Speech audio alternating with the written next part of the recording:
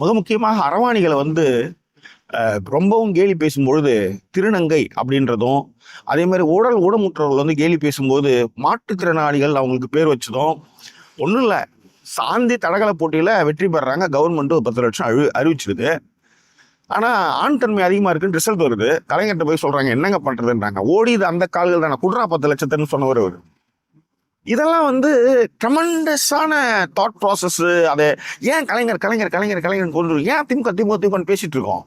அடுத்தடுத்த கட்டங்களுக்கு நம்ம எடுத்து செல்வதும் ஆள்பவர்களுக்கு அந்த வாய்ப்பு கிடைச்சும் அதை சரியா செய்யறது அவங்க மட்டும்தான். அவங்க மேல குறைகள் விமர்சனங்கள்லாம் இல்லாமல் இல்லை.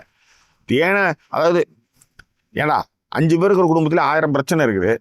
இவ்வளவு பெரிய கட்சி வச்சு 75 ஆண்டு காலமா நடத்திட்டு இருக்கான இப்ப இருக்காதாங்க. அதை நீங்க பெருசுப்படுத்தாத ரிசல்ட் என்னன்னு பாரு.